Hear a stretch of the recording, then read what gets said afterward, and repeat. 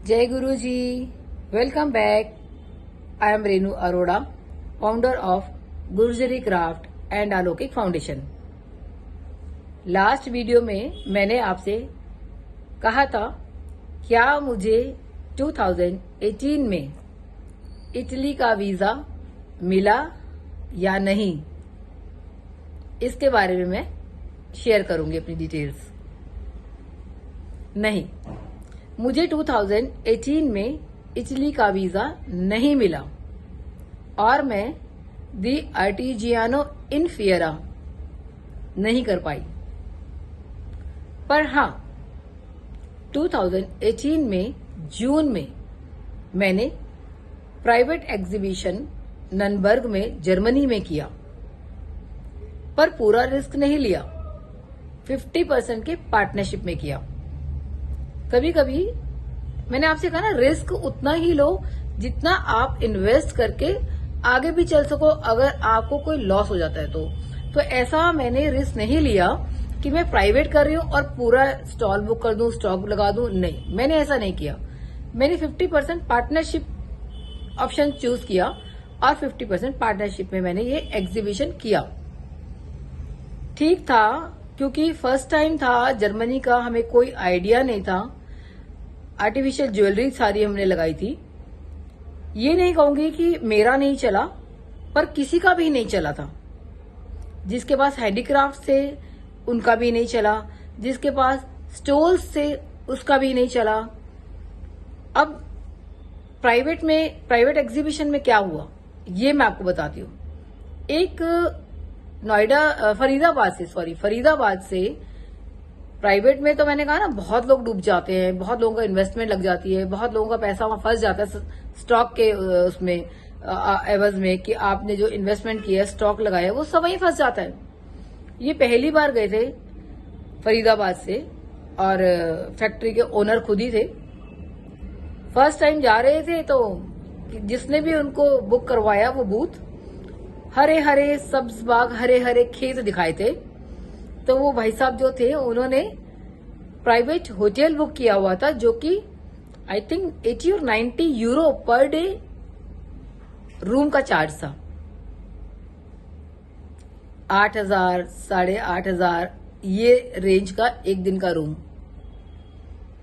पहली बार जा रहे हो आप, कभी ऐसा रिस्क नहीं लो। ये मैं अपनी हर वीडियो में बोलती हूँ, पर उनको तब ये चीज नहीं पता थी ना। जो पहली बार जाता है फंस जाता है। तो वो उनका स्टॉक भी फंस गया।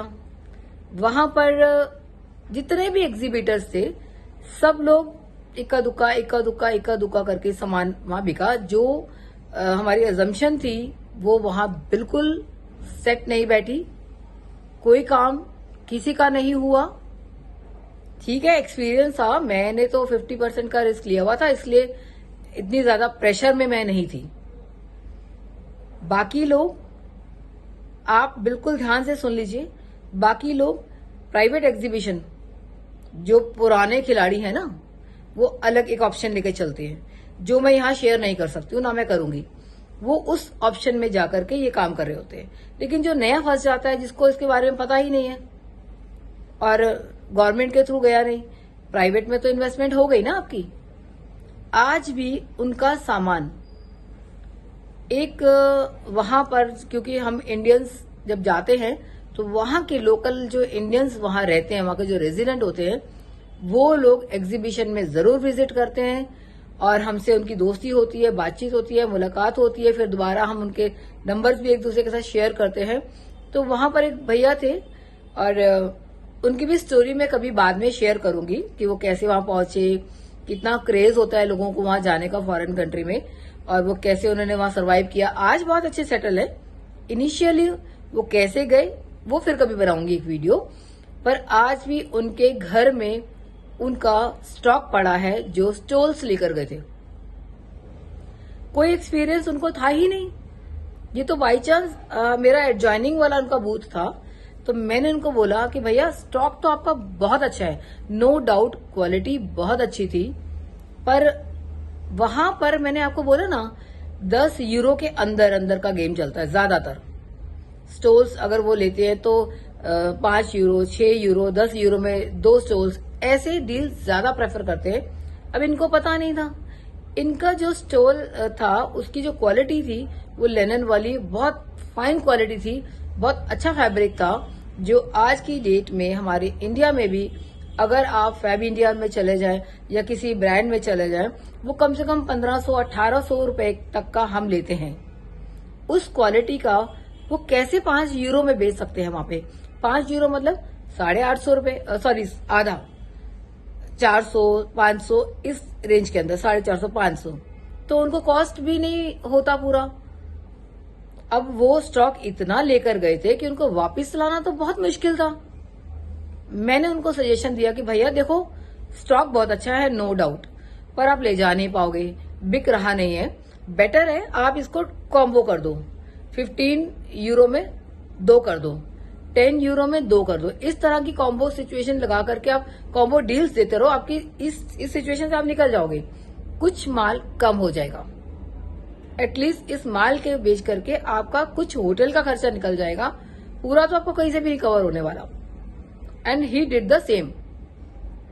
लास्ट डे तक उनका सामान बिका, ठीक से बिका, पर फिर भी स्टॉक बहुत था और वो बॉक्सेस आज भी पड़े हैं वहां पर। प्राइवेट में तो बिल्कुल भी मैं सजेस्ट नहीं करती हूं। आप इंडिपेंडेंटली एक सिंगल इन्वेस्टमेंट करके, जब तक कि आपको पूरा कोई नॉलेज नहीं है या आपका ऑलरेडी ऑनलाइन कोई वहां पर बायर नहीं मिल जाता, 2-4 बायर्स यहां से बुक करके जाइए, तब समझ में आता है कि आपका कुछ स्टॉक वहां किसी बायर ने ले लिया, तो आपको वो फ्रूटफुल हो जाएगा।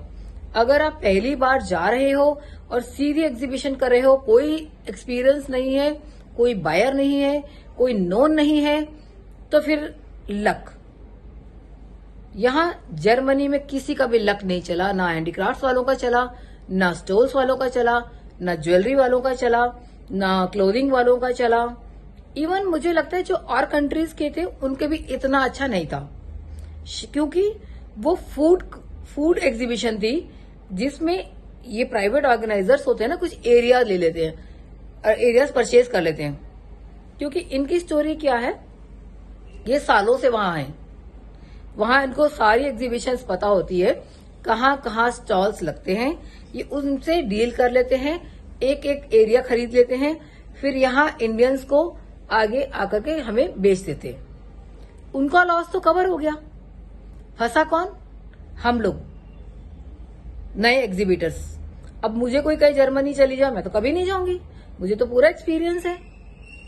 लेकिन जब हमें नहीं पता था, हम गए ना, वो जो मेरे साथ जो पार्टनरशिप में गए थे, वो दोनों दामाद एंड ससुर जी 20 साल से एग्जीबिशंस कर रहे हैं, उन्हें नहीं फर्क पड़ता।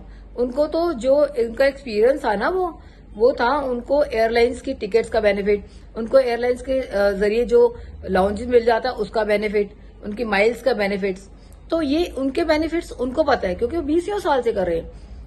हम नए एग्जीबिटर्स होते हैं ना, हमें, मैंने बोला ना, कोई भी एग्जीबिटर भी आपको नहीं बताएगा। ये जो एग्जीबिटर था ना, ये मुझे मिला था इटली में, और इसने क्या किया, ये मैं आपके साथ मेनली इस वीडियो के जरिए शेयर करना चाहती हूं कि आप कभी ऐसा ना फंसे।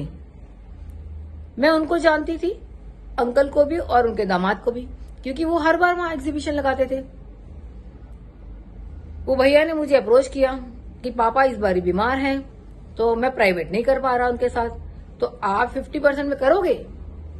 मुझे लगा कि ये जा रहा है, इसका मतलब वहां प्रॉफिट है, और ये कर रहे हैं इतने सालों से। ये जो साथ में रहते हो ना, एक्सपीरियंस आपको स्टेप बाय स्टेप वहां जाकर देखने में ही मिलता है, कोई नहीं बताता। वो क्या कर रहा था ये मैं यहां नहीं शेयर करूंगी, क्योंकि अच्छी बात नहीं है। इंडियन जो गिरते हैं ना, लेवल गिरा के आते हैं, वो अच्छी बात नहीं है। और मैं उसके साथ प्राइवेट के उसमें रही कि चलो प्राइवेट का भी एग्जीबिशन का एक्सपीरियंस लेते हैं, क्योंकि ये तो कर रहा है, वो कहीं और से कमा रहा था। अब 50% स्टॉक लग गया मेरा, 50% इन्वेस्टमेंट लग गई मेरी। वहां जाकर के इसने ना भी मेरा सामान बिका, लॉस सिर्फ मेरा था, उसका तो कुछ था ही नहीं। वो ब्रेन गेम खेल रहा था जो मुझे समझ नहीं आई। ऐसे आपको 1000 एग्जीबिटर्स आपकी एग्जीबिशन में मिलेंगे, दोस्त बनेंगे, आपके फेवरेबल बनेंगे, आपके वेल विशर्स बनेंगे, फंसना कभी नहीं जैसे मैं फंसी। उस आदमी ने जब हमारा सारा स्टॉक वहां जाकर फंस गया, मैंने हर वीडियो में आपसे शेयर किया है, सामान ले जाना बहुत आसान है, टफेस्ट काम इज वापस लाना। आप सामान वापस नहीं ला सकते जब तक कि आपने ड्यूटीज यहाँ पे नहीं की होती, आपने यहाँ पर शो नहीं किया होता। जो नए एग्जीबिटर्स को रूल्स पता ही नहीं होते, जैसे मुझे नहीं पता था, वो सामान मुझे आज तक भी नहीं मिला, और उस दिन के बाद से वो आदमी मुझे मिला भी नहीं है। मतलब उसके बाद एक एग्जीबिशन जो मैं आपको आगे बता रही हूँ, स्टॉक फंस गया, टाइम खत्म हो गया, वो कहते ना खेल खत्म, तमाशा खत्म, पैसा हजम। वो तो समझदारी से गया था, इसीलिए उसने मुझे अप्रोच किया था। और मैं बातों में आके कि मुझे लगा जब ये कर रहा है तो फिर जाने में क्या प्रॉब्लम है, तो मैंने वो रिस्क लिया। 50% था, पर 50% भी 2 लाख था, 2+ था एक्चुअली। उसने क्या किया, क्योंकि मैंने कहा ना, जब हम फंस जाते हैं तो हमें ऑन द स्पॉट स्टॉक का डिसीजन लेना बहुत इंपॉर्टेंट हो जाता है, वेरी इंपॉर्टेंट, वो बहुत इंपॉर्टेंट होता है। हमारा सबसे बड़ा टास्क अब सामान का क्या करें, क्योंकि सामान में ही तो हमारी इन्वेस्टमेंट होती है। अब हमारे पास लास्ट ऑप्शन थी, क्योंकि वो जून में था और इटली का एग्जीबिशन हमेशा नवंबर एंड या दिसंबर के फर्स्ट वीक में स्टार्ट होते हैं। तो ऑप्शन सिर्फ यही थी, सिटी टू सिटी भेजना बहुत आसान हो जाता है।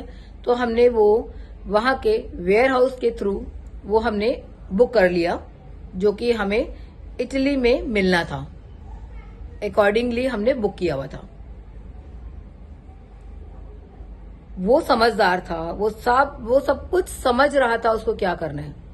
समझ मुझे नहीं था, समझ आपको नहीं होगा जब आप ऐसे किसी चक्कर में फंसेंगे। मेरा वीडियो का रीजन भी यही है कि कैसे मैं फंसी और कैसे, और आगे भी मैं एक्सपीरियंस एक लेडी का शेयर करूंगी, जो अब तो आंटी वो रही भी नहीं है शायद, और उनका बहुत स्टॉक कई कंट्रीज में पड़ा हुआ है, और क्या क्या उनके साथ हुआ वो मैं आगे शेयर करूंगी। फिलहाल यहाँ उसने स्टॉक बुक कर लिया, सब कुछ हो गया, हम इंडिया वापस आ गए। अब इंडिया आए जून में, जुलाई, अगस्त, सितंबर, अक्टूबर, नवंबर में हमने वापस अपनी इटली की एग्जीबिशन बुक किया, पर वीजा नहीं मिला मुझे। क्यों नहीं मिला, वो रीजन मैं नेक्स्ट वीडियो में शेयर करूंगी। और बार बार एक बात मेरी रह जाती है, प्लीज बी केयरफुल। सिर्फ एग्जीबिशंस में ही नहीं, हर स्टेप, हर कदम, हर मोड़ पर आपको बिजनेस के लिए बहुत IQ लेवल, अपना बिजनेस की स्टडी किए बगैर बिल्कुल ना चले। आंखें खोलकर चले। कदम कदम पर एक ठग खड़ा है जो ये चाहता है आपका पैसा उसकी जेब में आ जाए, आपका सामान उसके पास चला जाए। आपको मिसगाइड करने के लिए बहुत दुनिया खड़ी है। बहुत प्रॉब्लम और बहुत पेनफुल हो जाता है जब हम अपनी इन्वेस्टमेंट खो बैठते हैं। मेरा सिर्फ ये वीडियोस बनाने का रीजन ही यही है कि ये सिर्फ मेरे साथ नहीं हुआ। जब मेरे साथ हुआ तो और एग्जीबिटर्स जब मुझे आगे जाके मिले, जिनके साथ मैंने शेयर किया, तो उन्होंने भी अपने कुछ स्टार्टिंग के एक्सपीरियंस जब मेरे साथ शेयर किए तो बहुत सिमिलर थे, बहुत सिमिलर। क्योंकि हम फंस जाते हैं ना, हम अपना अच्छा, हर कोई अपना अच्छा सोच के आगे चल रहा होता है। कौन कहता है कि मेरा बुरा हो? कोई भी नहीं कहता। हर कोई कहता है मेरा बेस्ट हो जाए, मेरा अच्छा हो जाए और मैं आगे 2 कदम बढ़ जाऊं, 2 पैसे कमा लूं। लेकिन जब जमा पूंजी सारी हाथ से चली जाती है तब बहुत दुख लगता है। अगर आपको लग रहा है इन वीडियोस में कुछ आपको समझ आ रहा है जो आगे आप प्लान कर रहे हैं, या आपका कोई नॉन प्लान कर रहा है, या किसी ने स्टार्ट कर दिया है, या कोई करने वाला है, please share this channel and my videos. और आप भी सब्सक्राइब और लाइक और कमेंट भी करें। कोई आपका एक्सपीरियंस अगर इसमें है तो मुझे कुछ एक्सपीरियंस आपको लग रहा है कि सिमिलर है, कमेंट जरूर करें। क्योंकि ये आज के टाइम में तो बहुत धोखाधड़ी हो रही है। ऑनलाइन में बहुत सारे स्टॉल्स बुक हो रहे हैं। बी केयरफुल, आप पैसा ना फंसाएं, वापस नहीं है। कोई मिनिस्ट्री, कोई ऑर्गेनाइजेशन आपको इसमें सपोर्ट नहीं करेगी, कोई कोर्ट भी सपोर्ट नहीं करेगा, क्योंकि कोर्ट का भी कहना यही है, आपको नॉलेज नहीं है तो आपकी गलती है, आपने क्यों इन्वेस्ट किया। तो प्लीज अगर आपको लग रहा है तो ये शेयर जरूर करें। तब तक के लिए मस्त रहे, व्यस्त रहे, मेरे साथ बने रहें। जय गुरु जी।